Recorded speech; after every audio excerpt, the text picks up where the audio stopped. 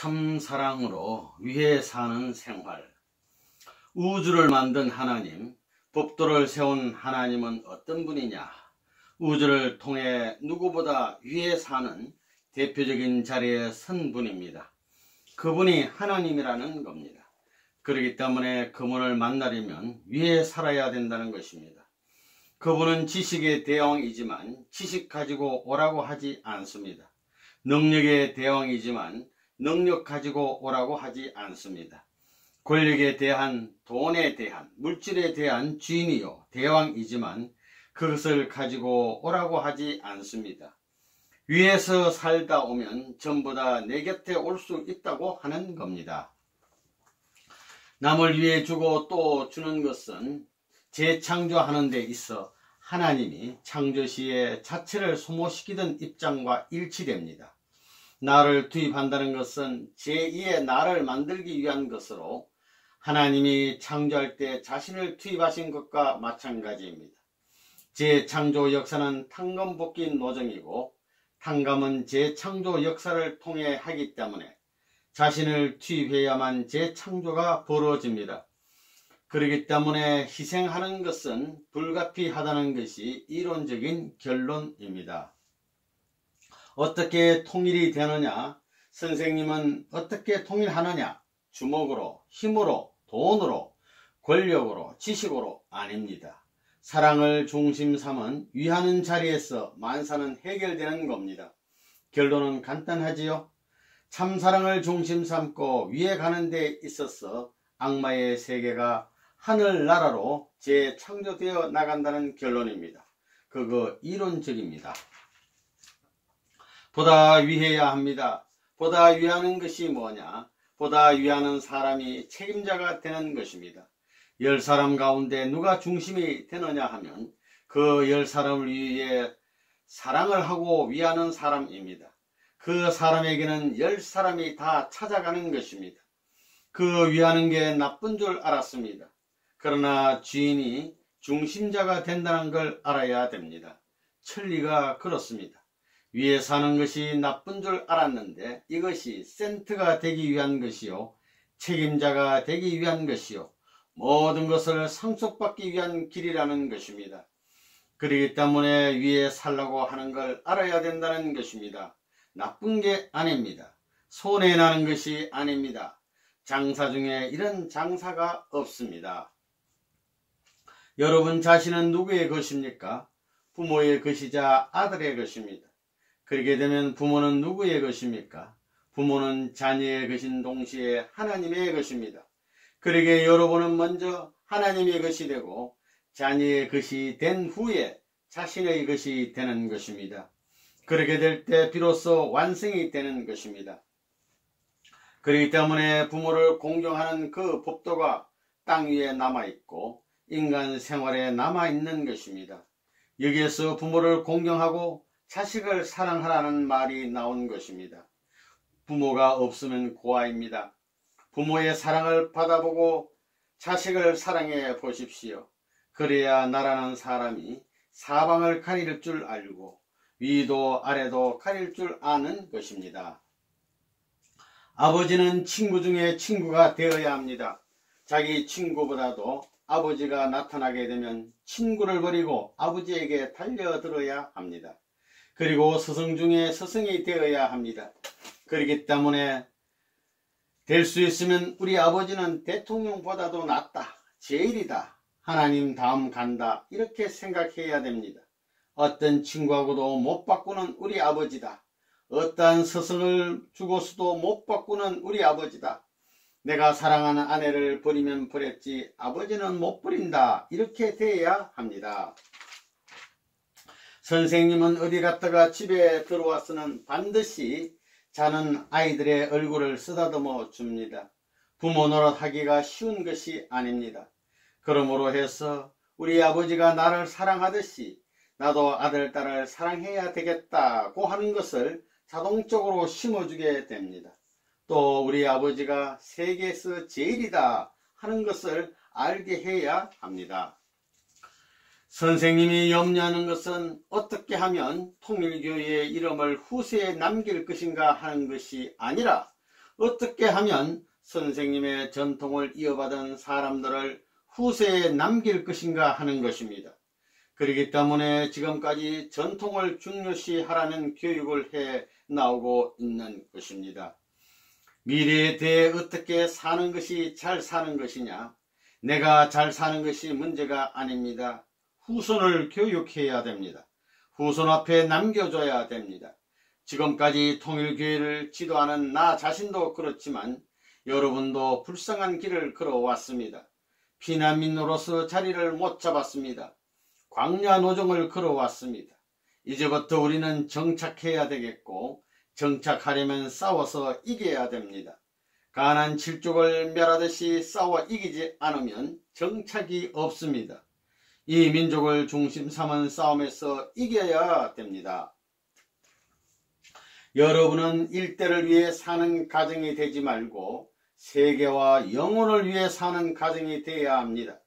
또 사랑의 터전을 넓혀서 만민의 심정을 모아 촛불을 피우고 향불을 피워서 축수를 드리고 하늘과 땅 만민과 공동의 인연을 맺고 살다가 죽겠다는 가정이 되어야 합니다.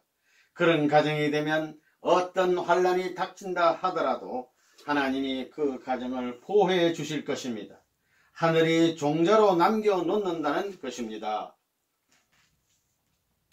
남편이 돌아와서 저녁도 들지 않고 말도 하지 않고 코를 골고 자버린다면 그 코고는 소리를 들으면서 그 코고는 소리 이상으로 우는 소리가 자기의 가슴으로부터 끓어오르는 여자가 되지 않으면 안 됩니다.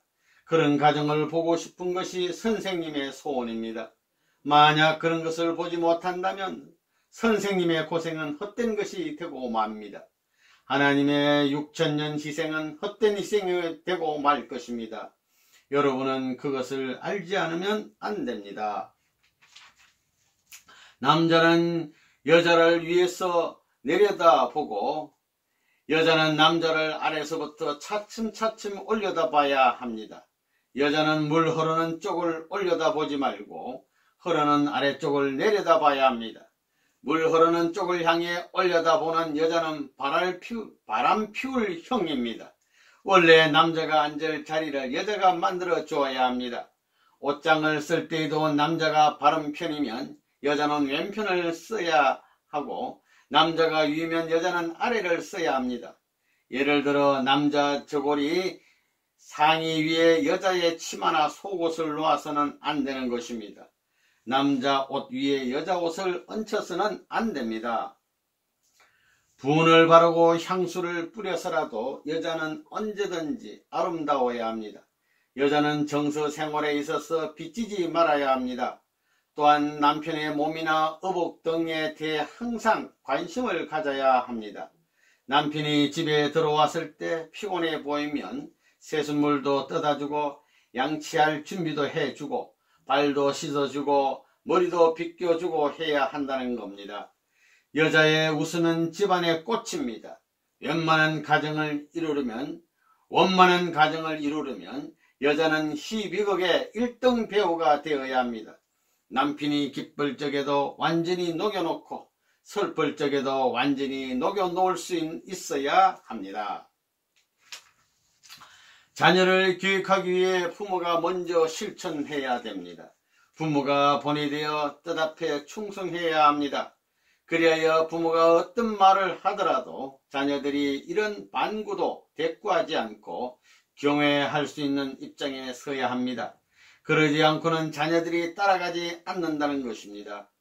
자녀들이 자기가 알고 있는 뜻과 원리를 중심 삼고 볼 때 교회 생활을 하는 데 있어 부모가 본부에서 지시하는 원칙을 등한시하고 그 지시에 따라 생활을 하지 않으면서 자녀들에게만 원리 원칙대로 생활하라고 하면 코웃음을 친다는 것입니다.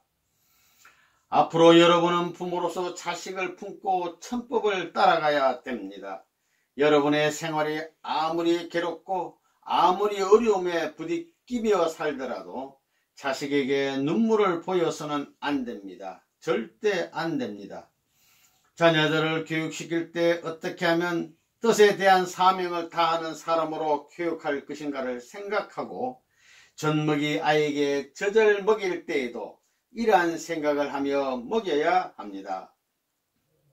축복가정의 자녀는 심정교육을 통해 인격자로 기르고 규범교육을 통해 자랑스러운 선민으로 기르고 천재교육을 통해 하늘이 준 재능을 100% 발휘시켜 뜻발전에 기여해야 합니다. 공부를 할 때 왜 피곤을 느끼느냐? 자기를 위해 공부를 하기 때문에 피곤을 느끼는 것입니다. 그러나 3천만이 죽고 사는 문제가 여기 한 페이지에 달려있고 한 문구에 달려있다고 생각해 보십시오. 한 단어를 가함으로 말미암아 3천만이 살고 한 단어를 감함으로 3천만이 망한다는 마음으로 더욱 정성 들여 그 한 단어를 가하겠다는 심각한 마음으로 공부해 보라는 겁니다. 머리가 나빠서가 아니라는 것입니다. 여러분, 심각한 자리에서 있었던 일을 잊을 수 있어요? 생명을 걸고 하라는 겁니다. 여러분이 쿵쿵거리는 심장의 고동 소리를 느낄 때가 있지요. 심각하면 그렇습니다. 그런 심각한 자리에서 여러분이 결심한 것을 잊을 수 있어요? 머리 나쁘다는 것도 다 정도 문제라는 것입니다. 선생님도 고학을 통해 학업을 했습니다. 호랑이는 새끼들에게 야성을 길러 산중의 왕으로 키우기 위해서 가혹한 시련과 혹독한 훈련을 시킨다는 것을 알아야 합니다. 쇳덩이도 불에 담글수록 강해진다는 원리도 자녀들을 교육시키는데 한 번쯤 생각해 봐야 합니다. 우리 선교사들은 서구 문명 사회의 어떤 호화스러운 요소들을 필요로 하지 않을 만큼 훈련되어 있습니다. 우리들이 새로운 문화를 가지고 있기 때문입니다. 그것이 슬리핑백 문화입니다. 식사 때만 먹는 습관이 필요하다는 겁니다. 그러면 병도 안 나고 건강해진다는 것입니다. 선생님은 매일같이 목욕하는 걸 찬성 안 합니다. 건강에도 좋지 않습니다. 3일에 한 번씩 하는 걸 원칙으로 합니다. 무엇이든지 절약할 줄 알아야 됩니다. 절약에는 별거 없습니다. 입는 것, 먹는 것, 사는 것에 있어 절약하면 된다는 것입니다.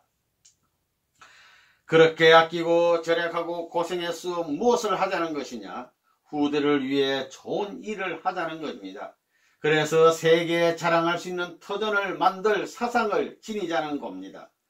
10년 그런 사상의 전통을 남기고 100년 동안 그런 사상의 전통을 남기고 1000년 동안 그런 사상의 전통을 남기게 될 때에는 대한민국은 세계에서 추대받는 민족이 되는 것은 틀림없는 것입니다. 그렇기 때문에 이러한 원칙으로 지도하려는 것이 선생님의 사상입니다. 옷을 거는 것도 전부 다 원리적으로 걸어야 됩니다.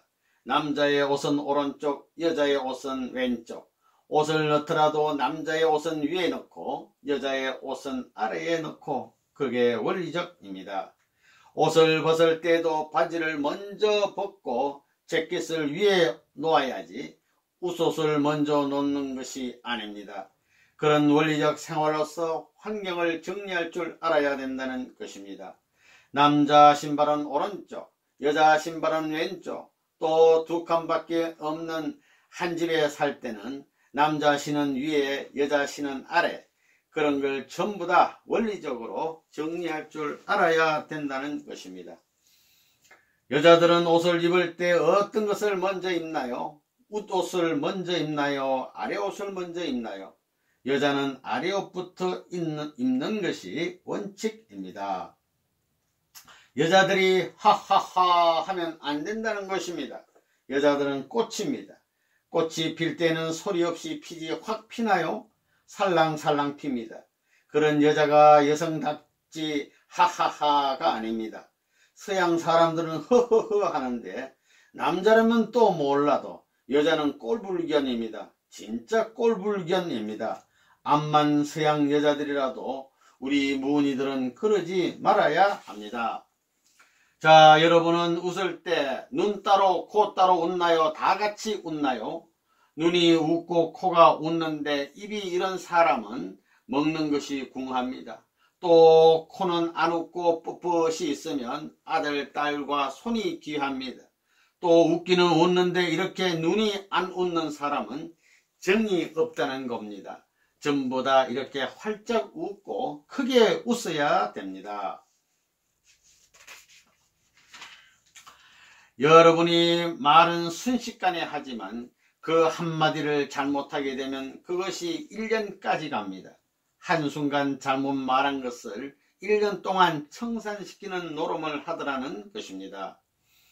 사랑을 중심 삼고 하는 말은 아무리 욕을 해도 무슨 말을 하더라도 이것은 흥할 뿐이요 발전할 뿐이요 전부가 우주가 좋아할 뿐이라는 겁니다.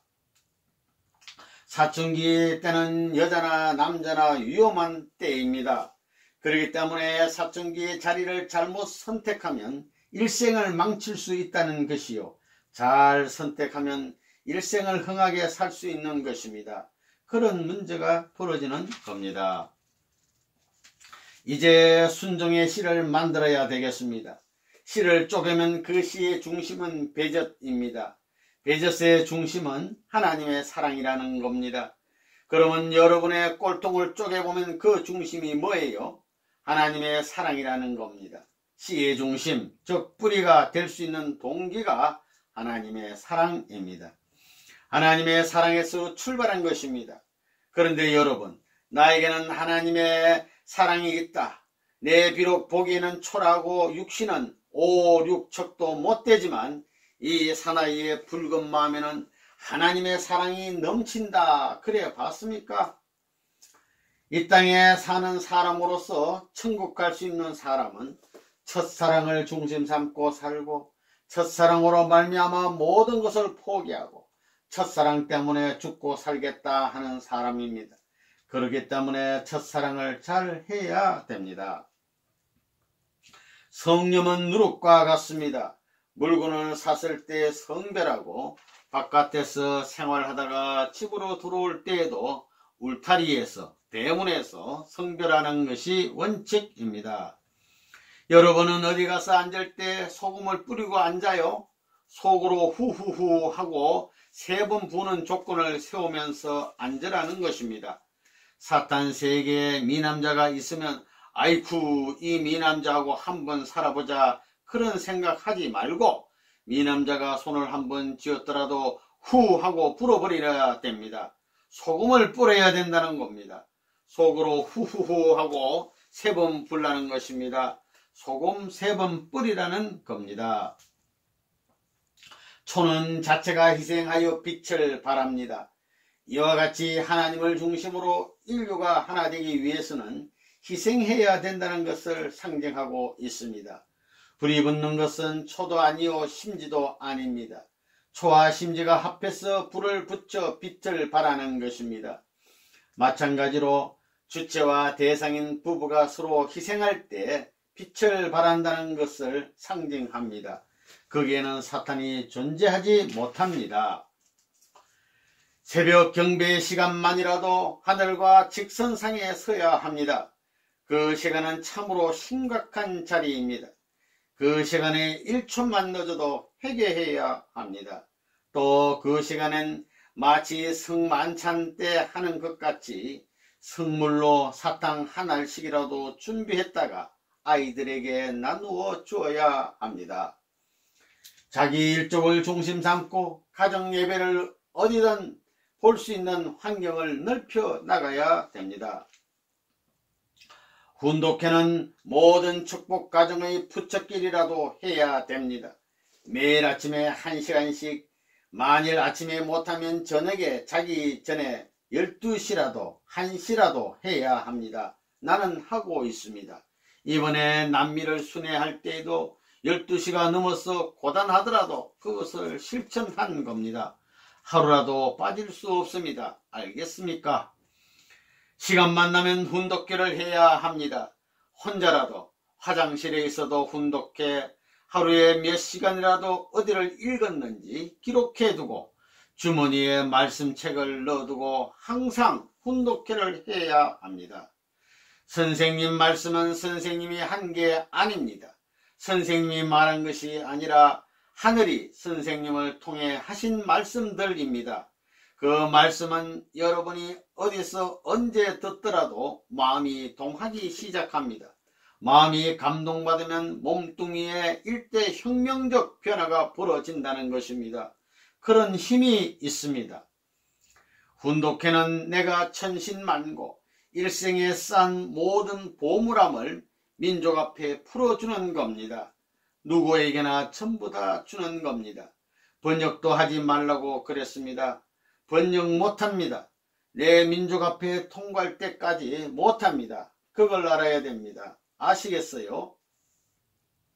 앞으로 여러분은 자기 가정에서 일요일에는 전부 다 경배식을 해야 됩니다.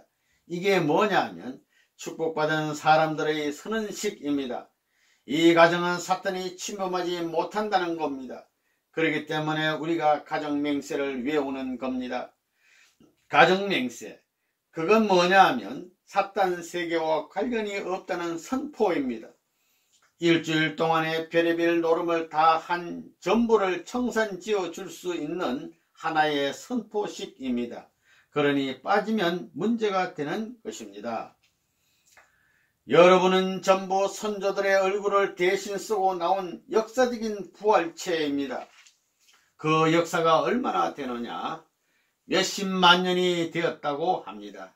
그렇게 긴 역사 과정을 결국은 나 하나 만들기 위해 수고했다는 것입니다.